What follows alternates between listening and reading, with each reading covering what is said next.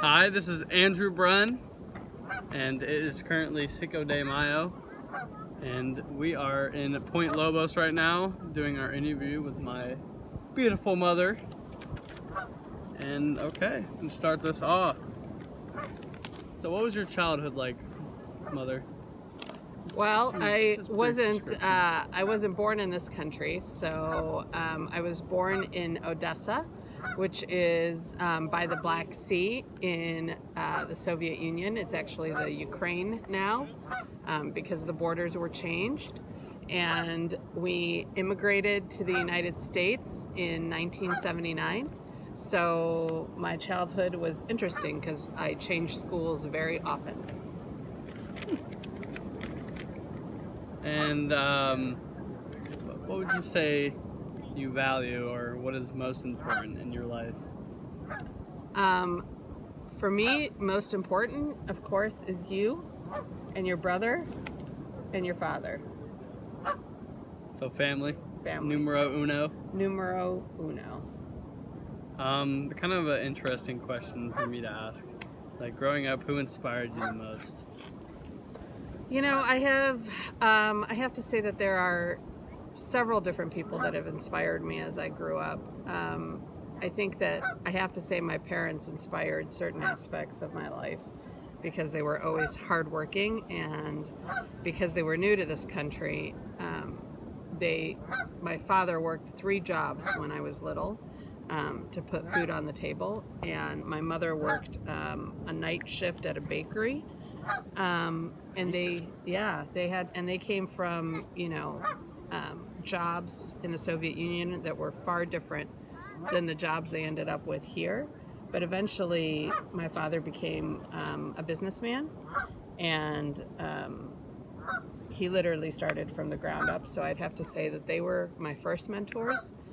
And throughout my life, I think I was very fortunate to have people that I could turn to that were full of wisdom. Did you recognize their hardships at a young age? No, I took everything that I had for granted. Yeah. Literally. It was really hard for me actually to appreciate what they were providing me with. How did you guys move over there? Do you remember that at all? Did you guys... Well, we lived in, we actually received our visa to come to this country on my birthday. You had to apply for that? Yeah. And when we got to this country, we actually had to stop in Italy. So we lived in Italy for a while until we could get passage to New York. Where? Where in Italy? You know, I think we lived in Milan, actually. That's where I'm going. Yeah, I know. I'm excited for you to go there and spend some time there. I was super little, so I have no idea really what happened while I was there. Oh, you don't even know. No. Do you have friends though that were little family friends that are from Italy? Do you know anyone from Italy or no?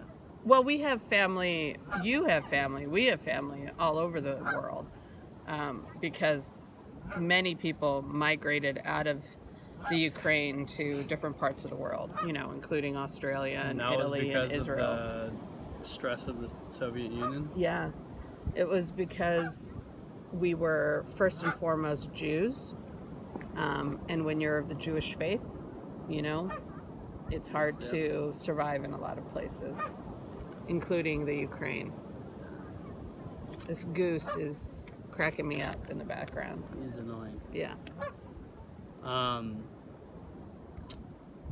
What do you think the root of your morality is? Where's the root of my morality? I would have to say it's in my faith. The root of my morality is in my faith, because Judaism, as you know, is unique in that the state of Israel is a state. So we do have that allegiance, but beyond that, we also have a spiritual faith that is Judaism, and then we also have law that governs what we do. So I would say that my morality is based in the 10 Commandments, and knowing what to do is right in life. Did you go to temple Was there like I actually went to a very religious Orthodox private school, which is like the most religious school you can go to in the Jewish faith, almost. Yeah. And And we're all black. no, you don't wear all black, but you do wear skirts, and girls don't wear pants. And when they get married, they cover their head. And you only eat kosher food. So I did that all throughout high school.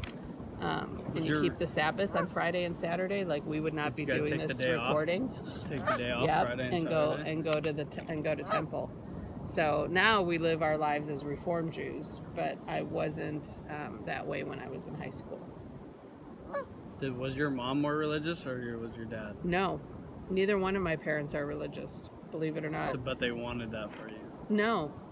And how did you get involved with that? Well, I actually met a rabbi's wife one summer, and she became a mentor for me. Her name was Mrs. Abrams.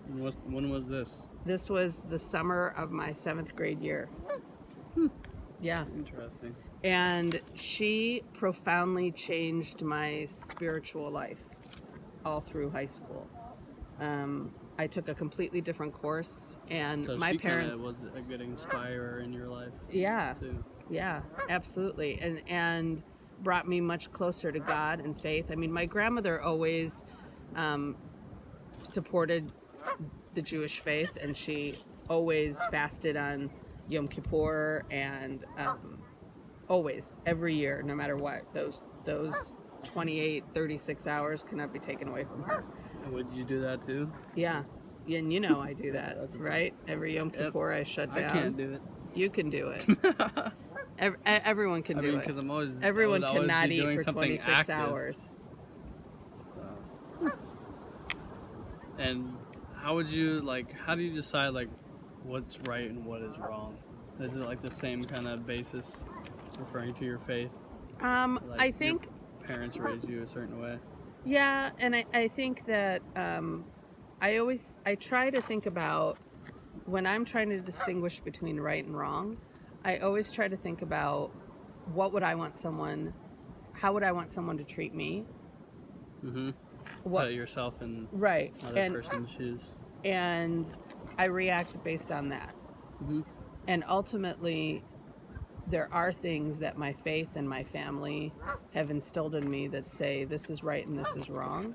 I actually worry about that with your brother's generation, and you're on the cusp of 2 different generations. So and as yours is way different than mine is. Way different. But I think what's hardest for your generation and your brother's generations with social media is there seems to be a crowdsourcing for what's right and wrong. So if these 5 people agree with me that cheating's okay, then cheating must be okay. Yeah. I wasn't raised that way. Confirmation bias. We learned it in your class. Yeah, confirmation bias. So I think that's a really difficult place for you to have to navigate. I didn't navigate that way because cheating was wrong. Period. The end. And if somebody did it, right, and if somebody did it, I didn't, because I knew that was wrong. And I think it's harder for you. More conservative. Well, I don't know if it was more conservative so much as I think it's harder for you to go with your gut, to listen to yourself, and know what you bring to the table. Yeah. Okay. Right? Yep. All right, so I guess we move on from that. That was cool. Kind of going from you immigrating from Ukraine, going from that, I picked, what would your particular stance be on immigration?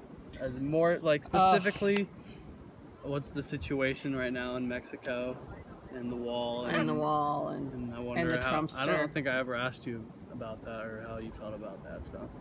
Yeah, so it's difficult because when I came to this country, we did something called, we pulled students out of class that were English language learners, which is what immigrants are, right? And we would isolate them and provide them one-on-one tutoring, right? And then everyone in the classroom would know this particular student is different, right? We don't do that anymore.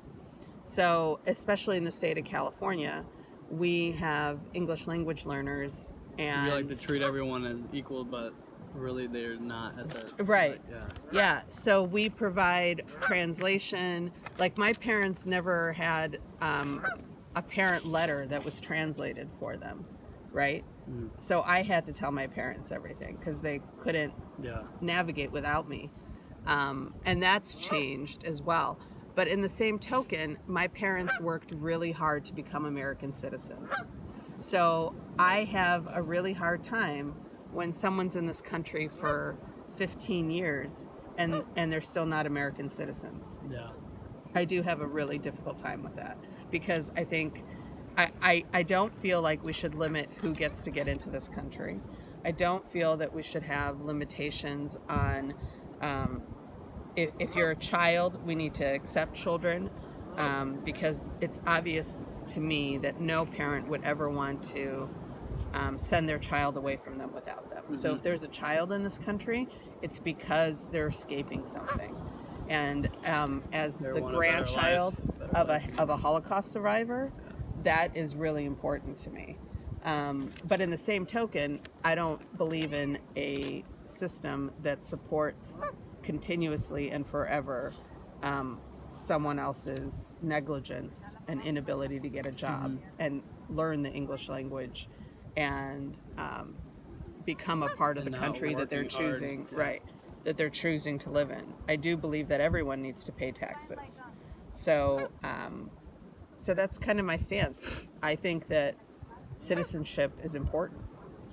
It says, I came to this country, I wanted to be here. But I think dual citizenship is cool too, because why can't you be a part of more than one culture?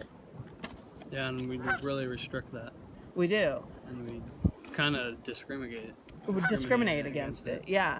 And I think that I, for one thing, I would love to see, instead of us calling languages foreign languages, we need to call them world languages, so that English and Spanish and Russian and French are all world languages. They're everything that we all know. And that is one thing that in Europe they do such a better job of than we do here in the States. And that is learning multiple languages from a very young age. And I think that's because there's so many different countries in Europe, where there's like 50 different countries all mixed in one country. Right. Even though they're not like separated or whatever. Right. So, I mean, it makes it kind of hard. Unless, Right? It's weird. Yeah. Very weird.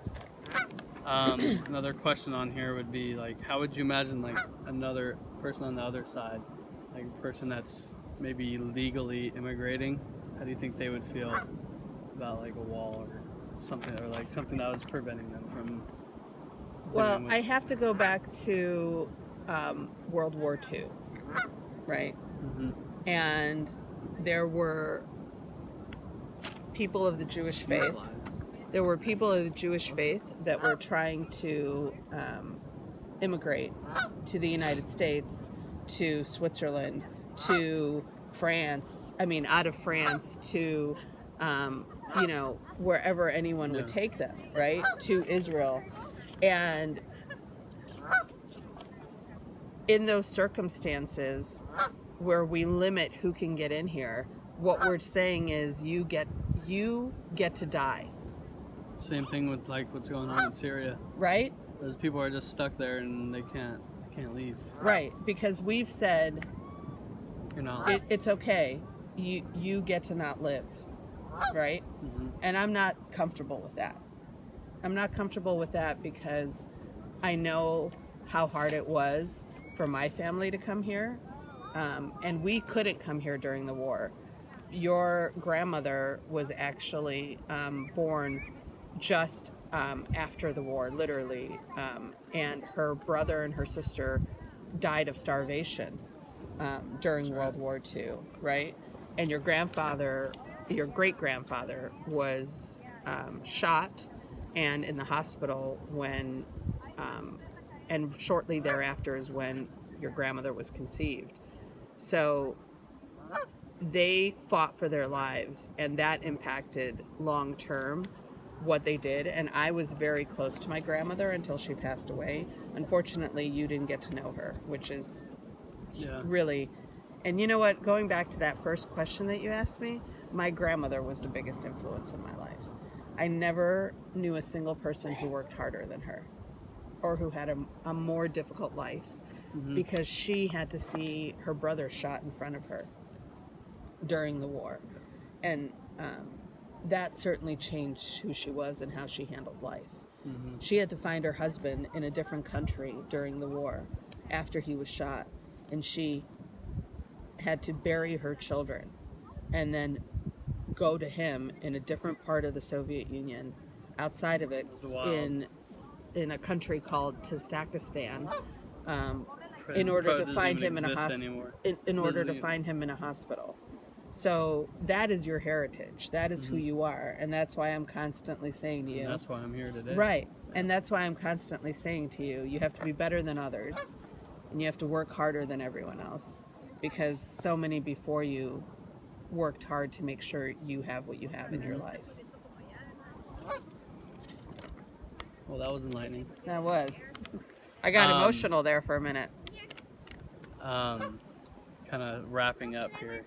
If you could go back to like your early 20s, what advice would you give yourself? Or other people? You know, I worked really hard in my early 20s, Andrew. You had to work? I did. I worked. I had to work multiple jobs. I put myself through college. So I worked full time. I went to school full time. I paid for everything. At that point, my father had passed away because I lost my dad at 19 years of age. And my mother was kind of doing her own thing at that point. And so if I had something to say to myself, I would say, keep working. Keep doing what you had to do, because if I didn't do what I needed to do, I wouldn't be here with you, right? So it was all worth it. And know that you're going to get to the other side. That's what I would say to myself. Know you're going to get to the other side, and never give up on your dreams. Right? Yep.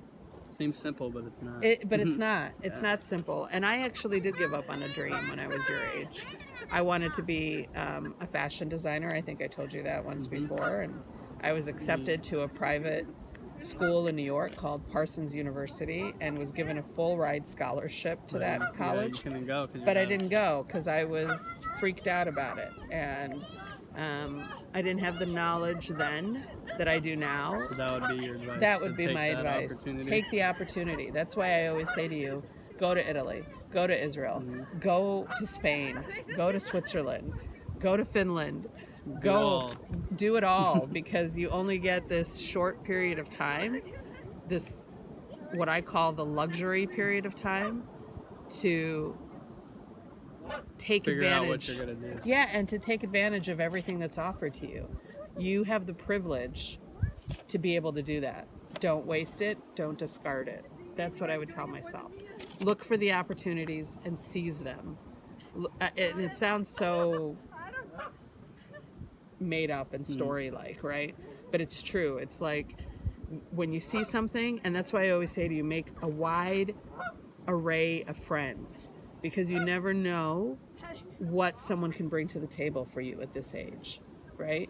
You'll have time to say, I only want this one person in my life. But right now, you don't need that. Right now, you can have lots of people in your life and see what they bring to you. All right. Thank you, Mother. I love you.